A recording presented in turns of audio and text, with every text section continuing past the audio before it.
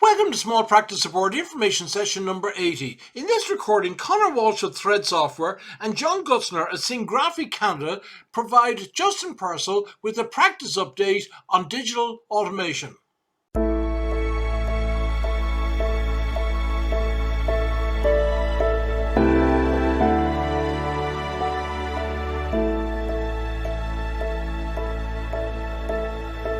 You're all very welcome to this small practice information session. I'm Justin Purcell from the Law Society. I'm joined by Conor Walsh from Thread Legal and John Gutzner from Graphic, who is based in Vancouver in Canada. Is that correct, John? Yes. Yeah. Yes. So what we hope today is to have a general discussion around digital automation and practices. See how Canadian firms, what new technologies have they adopted, and look at Irish firms and see how they are potentially poised to take advantage of some of these changes or some of these new technology developments, and see, can we make any sense of it? So we'll take any questions as you go along.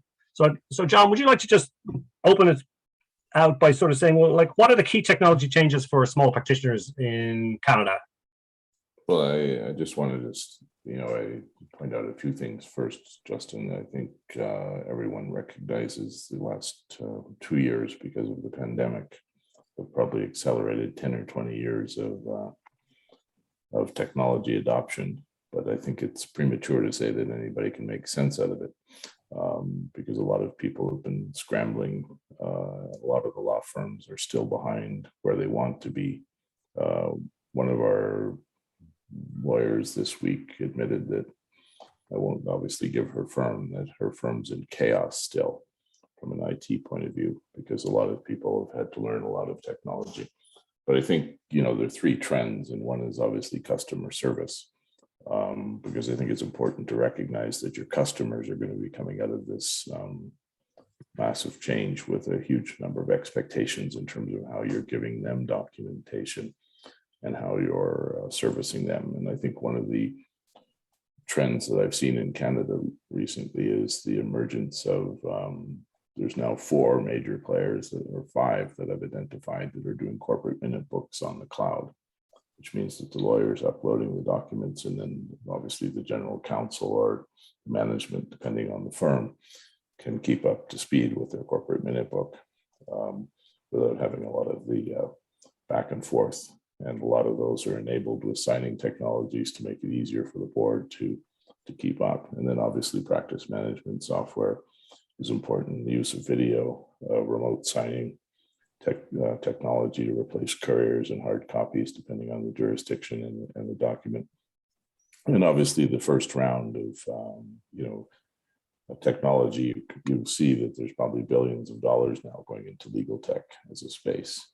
And what that means is that AI is happening. Chat boxes are coming up so clients can fill in basic documents like wills with the information, and it goes right into a template so that the firm has an ability to compete against their online cheaper alternative. And scheduling software so you can find your lawyer. There's a company called doing a lot of those together, called Gideon Law out of the United States, and it's aimed at small practitioners. So across the board, and obviously enhanced use of AI for review of contracts, and also for review of case law, and obviously there's a number of even presentation softwares now to go to court to allow you to put your when you're in before a jury or a judge, to use audiovisual capacity. So across the board, it's, you have a massive shift in mentality. And I think that the danger from a law practice's point of view is that your client's expectations are going to be higher and higher as it comes to the deployment of technology. John, what are some of the challenges that companies have faced in this area? Obviously, the obvious is that. Don't take this the wrong way. Lawyers are the biggest challenge, because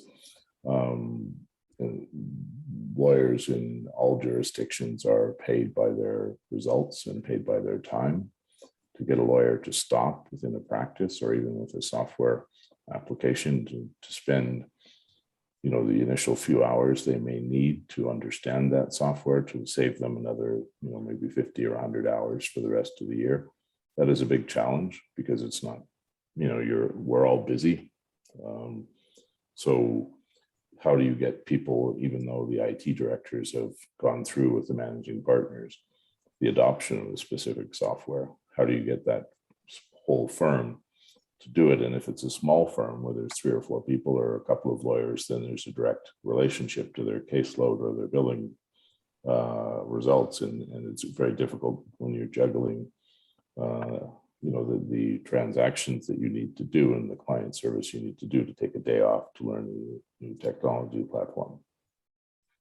And John, just in this adoption of new technologies and automation, which do you think are the main areas that are being adopted? Which are the most popular, or which are the most completely automating the back office so that the billable hours, the accounting, the client tracking, the documentation. I mean, most law firms no longer rely on physical files.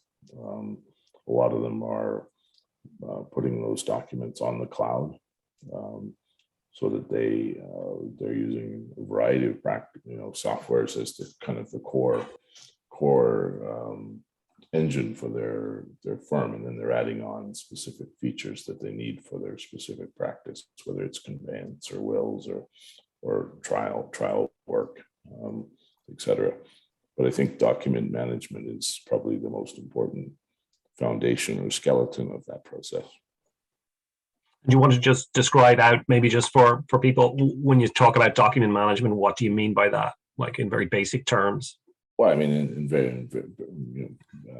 it's not my area of specialty, but in basic terms, it's a electronic form of the old manila file and the various ways that lawyers carried their files around. Now you could go to court with a USB and pop it into your laptop. We all have the iconic view of a lawyer on his way to a trial with a big black box on a trolley. And you don't need that anymore in theory if you're comfortable with electronic retrieval and you've done your work to prepare the flow of the documents, and even for meetings and closings before. I mean, I've been 25, 30 years ago when there was a tray in a large boardroom with 30, 40 copies printed out into a kind of a big accordion, steel accordion, as I called it, file, and you went through it as a team and signed the 40 documents, and then the next person went through. So I think a lot of that is automated, and then obviously at the lower level of engagement for an individual case matter, you can do a lot of that remotely, because the clients have emails, the clients have access to signature technology, the clients have printers at home increasingly, especially if your clients are white collar workers. Most people who didn't have a printer 2 years ago probably do have a printer at home. So there's a lot of flexibility in how you engage with your clients as well. So I'm just going to launch a poll there, John, and then I'm going to ask you another question. So we'll leave that poll open there for a few seconds as we're talking. But in the Canadian experience, which I know there's different jurisdictions within it, but which jurisdiction has adopted the most, how would you say, closest to the perfect world in technology adoption, or who are the most advanced, and what are they doing? I think the 2 provinces that are probably in the lead are British Columbia and Ontario. We have, under the BNA Act, or British North America Act, a large number of matters like securities law. If your company is incorporated locally, your wills, your estates, your real estate conveyance all come under provincial jurisdiction. So Ontario, on the acceptance of conveyance documents, is completely remote. There are 3 other provinces doing that. British Columbia, on the other side of the equation, was the first province in Canada and one of the first place jurisdictions in the world to allow the remote completion of a will. There's certain requirements in terms of the technology, and there's certain requirements in terms of the technology's ability to support the probate stage that are dictated in an order in council. So, and I think there's a wide understanding within the bars, the law society, and government that this initial round of COVID pandemic rules that in some cases have been adopted into mature permanent legislation have to be reviewed and improved over the next 2 years because they were put together quickly. And I think that's an important part of any adoption of technology. And as last time I spoke with you, Justin, I think I cited the case of Judge Meyer, who Ontario Supreme Court ruled against a lawyer because he had failed to adopt modern technology in his practice. So I think that trend is going to increase from both the public and also on the bench side of the equation. Okay. And when you were talking about this remote signing of wills, that would seem to be quite in contrast with what's happening here at the moment. That idea. It is. I mean, obviously, because it's the most sensitive, both from an emotional or religious or traditional perspective. It's also, for obvious reasons, one of the parties is not able to be there if there are improprieties, so that the province has set minimal technical standards, and those have to be witnessed, obviously, but they also have to be done in continuous presence, which means that continuous presence until there's an alternative technology to most people means video. So that, and we would argue is in our business that you should be recording that video and keeping it as part of the electronic file, because that gives you a fairly strong point of reference to go forward with. But there will be issues. I mean, there will be issues in terms of misunderstandings, and the challenge is that the technology is not adopted, that the potential short-term cost savings or service savings are going to be mitigated or wiped out if there's ambiguity in the technology. Yeah, which brings me on to kind of another question, which is around cybersecurity and even the protection of that video that you would take of the will over like a longer period of time.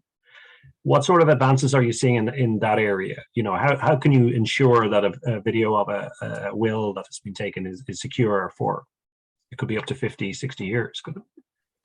Yeah, I mean, if you were a young person who did their will, certainly in their 20s and hadn't changed it, it could be around for quite a long time. That is true. I mean, I think at bare minimum, it has to be encrypted. It has to be password protected, ideally. That creates problems. The file has to have a tamper-proof flag on it, or a device that if anything is on the document side is changed, because effectively the recording is really just a recording of somebody signing or possibly going through critical terms of the estate and repeating them, depending on how they want to approach the issue. And then you have to make sure that it's very clear in how it's filed, and also make it very clear that on the timeline of that document, so that somebody doesn't come in and say that, and challenge that on an electronic timeline. So you have to make sure that all of those things are in place. And I can send you a paper by a lawyer in Vancouver who goes through what the province is demanding in terms of its probate requirements from technology perspective, and it might be something that the Irish Law Society can use as a reference document before you consider moving to this next step. Yeah. What are the other typical challenges that firms face in this adoption of, or provinces have faced in this adoption of technology, these new latest technology? Are there any unforeseen consequences that we maybe could learn from? I think that the challenge from the managing partner, if it's a larger firm or the individual firm, is not getting stuck with the wrong technology. I think that goes into two things: that even though you made the decision, you might want to reverse it, even though there might be a short-term cost of moving data or retraining on a platform. And I think when you do make decisions, you have to look at how the billing model of that platform is being assigned to your firm. And I think the other thing that has in a larger firm is that the managing partners have to not just tell their lawyers and their paralegals that they have the technology, they have to impress upon them the value of using that technology. Because if you don't have half the firm putting in their documents in the case management system, then you have a massive redundant capacity that's not being used, but you also have a very complicated system. So you have to impose discipline on yourself, but you also have to impose discipline on your staff. And do you have any advice for people around selecting new technologies and some sort of a process that they might go through so that they would select the right product or service? Or I think you have to probably, first assess what you're really trying to do from a business point of view or a legal perspective, and what the problem you're addressing is within your firm. And I think the harder part, which is probably more critical component of this, is to try to predict what your needs are going to be and make sure that that technology can expand with your own curve, both as a firm and also where your legal profession in your country is going. And I think increasingly with remote technology, you have to be cognizant that that's a double-edged sword. You can service clients in different jurisdictions within your own country, or possibly, depending on what you're doing, globally, and you can reach and market those clients. But likewise, people in jurisdictions that were not traditionally your competitors, even within 2 district counties in Ireland, for example, can now service clients without having any sort of imposition on driving. So I think you have to make sure that your technology is both predictive, but also positions you to be competitive in an increasingly complicated service market from a point of view of both international and also domestic competitors coming into your backyard. so just bring Conor in here. Conor, how do you see the Irish markets playing out here at the moment? Or thanks, Justin. Thanks, do John. you see adoption of these technologies? Is it been embraced fully, or? It is, depending on the size of the firm, really, it will sort of dictate how open they are to the technology. We find, talking to people who are thinking about either getting a proper case management system for the first time, replacing all their physical files,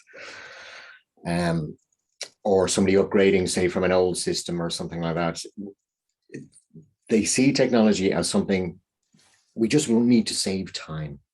We don't want to get involved in technology. We don't want to actually learn the ins and outs of the technology. We just need the technology to do what it says, right? So that has become, it is really apparent that a lot of people need guidance. And you said, you asked John the question there, how do you select? And the first thing is it's discovery. It's, if you want to be known as a practice that really treats their clients very well, or if you think of a client nowadays, if you buy something, you can track the shipment of your, if you buy something off Amazon, you can track the shipment. Why can't we do that with the client experience? So discovery is a massive part of it, and you need somebody to help you uncover what is possible in the technology today. So we often would do a customer journey. So, a call comes in from a prospective client into reception. How is that call handled? Where does it go? Et cetera, et cetera. And then at the other end, the managing partner, what do they want from the system? So we help them paint a picture of what's possible. And then we go from there effectively. We see people really want to adopt because they need more clients, because there are different pressures out there. So there are pressures around the market is very competitive. There's pressures around the fact that some practices are now offering fixed price services. So why get a system in the first place? It's either to increase your revenue or decrease your costs, right? So the managing partner or whoever's on the decision panel need to decide, as John said, what do we want from the system? So we find recently, sorry, just the last point there is data and security. People are a little bit scared about that. Where does the data end up? It's in a data center somewhere in Dublin or down the country or in Europe somewhere. So that's a real consideration for people as well. And just around this sort of automation of case and practice administration, John, if you want to come back in here again, that'd be great. Just, are you seeing, what are people doing in this area to reduce down the administration of, outside of just using humans? If that makes any sense. I think most people are upgrading what they have, would be my first observation. I think people are also trying to ascertain, I think a lot of the cost savings are not on the lawyers. Lawyers are very efficient people generally. It's on the back office side where you're going to be able to reduce the number of support team that you have to support a lawyer traditionally, and you're going to have to replace that with technology. You're going to have to replace that, possibly, depending on the size of your firm, with an IT department or an IT subcontractor as a consultant. And in some cases, you're just going to have to buy your software that includes some sort of support from the person selling that software. So I think that's where the cost savings are. That's where the adoption is. And then, I think no one talks about this, although there are people that advise on this, certainly in the United States and Canada. I don't know about Ireland. Because of the internet, because of consumers and corporations having different mindsets going forward, there's the whole aspect of digital marketing of a firm. And how do you position your website? How do you position your social media? How do you position your next generation of client acquisition? And that's going to change when we go back to a post-COVID working environment from where we were 2.5 years ago. And you probably have the worst case scenario where you're going to have to market to a virtual world and also market to a physical world. But I think you really have to look at what your client business development is coming from and make sure you're well positioned with your technology to both identify and secure those clients, but also onboard them and service them as in the same level that they're, 20 years ago, you had to phone up your travel agent to get a rental car. Now you get on your app. And you get a rental car and you don't deal with humans anymore. There's going to be an aspect of law that's going to have to be automated, or your clients are going to be dissatisfied. So I think it is a complicated challenge. And what about this new meta area? Not to disappear off, but I'm seeing it now as being, from a consumer point of view, that it's the clothing companies and the retailers are starting to move into this space. Have you seen any of that being developed in the Canadian marketplace, or is it a little too early? Oddly enough, we just got a client who's in the global real estate business, primarily selling expensive yachts and expensive housing to people primarily in the Middle East. And she is building a metaverse showroom so that you can get into that yacht and wander around as if you were there, or you can get into the 35,000-foot house and wander around like you're still there. From a legal perspective, you now have digital land, as you know, to buy, including Bitcoin. So are you, as a lawyer, going to be required to service and the purchase and sale of assets in the metaverse? Yes, either at a fund level or an individual level. And then the question comes in, twofold, and one of them is abstract, is how do you actually legally bind somebody in the metaverse? And the other one is obviously how do you position yourself to clients, if that's where you're offering services to make sure the Bitcoin vaulting or the Bitcoin depository is actually, from a regulatory point of view, safe as a lawyer, you're going to have to be in that space. And, jokes aside, you may have to have an avatar as a lawyer that can wander through the metaverse some point in the future, probably not today, but 5-10 years from now. Yeah. You'll have to be there. And that is definitely, by the standards that I was born into 60 years ago, that's a bizarre world for all of us. So I know we're coming up to, it's about 1:25, and so we're the last 5 minutes. So if anyone would like to ask a question, now is your time. But just talking about the future there a little bit around sort of data analytics and the role of sort of legal technologists and data scientists in the legal sort of area. They seem to have an increasingly bigger role to play around even cost savings, identifying where the data is, etc. Do you have any thoughts on that? There's huge cost savings based on what I've read in applying AI to doing due diligence for e-discovery. There's huge due diligence and cost savings in using AI to review contracts. I think that the lawyer is going to become, depending on the nature of the practice, increasingly required to not have just a profound understanding of the law and the ability to stop and start and adapt the electronic anomaly, but also increasingly be a data miner in terms of the skills of the lawyer or the practice or the firm. So there's a lot on the horizon that I think is going to be changing, and the pressure is going to be unfortunate because the customers are going to expect the savings that they've seen in other industries as they've become digital. So there's going to be a lot of pressures on big and small firms to offer those savings to their customers.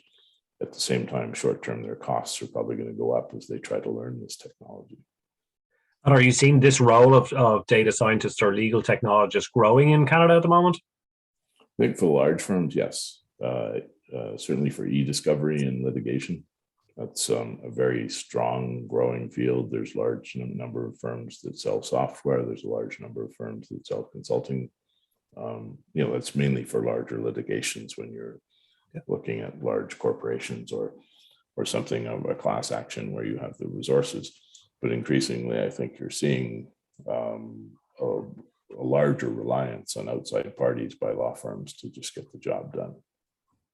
And just on a slightly different question, just around new business models on the sort of move to having a virtual or online legal firm, are you seeing the rise of that in Canada, and are you seeing the sort of all-you-can-eat sort of subscription service available to as a new feature of legal firms? Have you seen that at all? I think increasingly post-COVID, where people have adopted higher IT costs than they may have anticipated, but the alternative of doing zero business justified that expense. I think that people are starting to wake up. We had most of our provinces, despite what you may have read in the papers with the truckers' protests, because health is a provincial jurisdiction, most of the provinces have gone to a pretty open environment in terms of BC, for example, said that employers can order their employees back to the office if they so choose last week.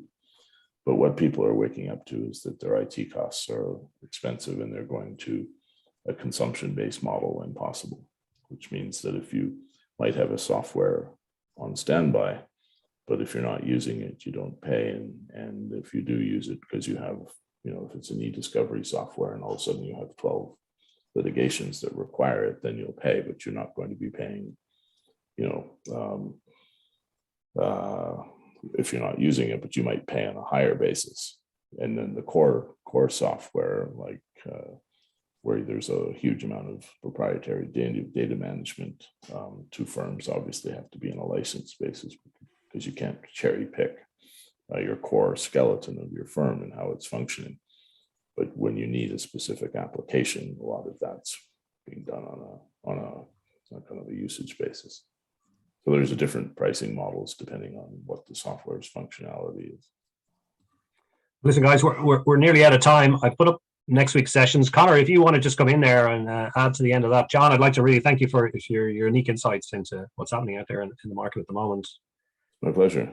This is, so next week we're joined by cybersecurity. We're doing a 3 series with the technology committee, and we're joined by Rory O'Neill with regards to mitigating the risk of cyber attacks, and then insurers with Brian O'Mara, and CIS security controls with Future Range. So hopefully you'll join us over the next 3 weeks for that cybersecurity series. So thanks, John, for joining us. Connor, any last words? If people want to contact you, they can contact you directly. Yeah, link in with me. So if people want, we've got a 5-step process, and if you're thinking about implementing any type of software, it really doesn't matter. My background is software, hardware, procurement and stuff. So if people want the 5 steps, I'll send them, no problem at all. And just some things to consider. Yeah, happy to help. Yeah, and John, you're available to give the demo. If people want to get a demo of the digital signature sign-on, they can contact you and get the link. Is that possible? Yeah, just come to me as well, and okay. We'll forward it on. No problem at all. Okay, guys, we're just out of time. If anyone has any queries around practice support, I'm available. There's my email address, or at the Small Practice Business Hub. There's a lot of resources available. Thanks for joining us this week. Hopefully you'll be around next week to join us again for the cybersecurity series. Again, many thanks to John and Connor for coming along and spending their time with us today. And I hope the weather is nice. Apparently you're in New Mexico today, John. Yes, I can't complain. Yes, okay. Well, thanks very much, guys. Slán agus gur mágat, and hopefully we'll see you all next week. Bye.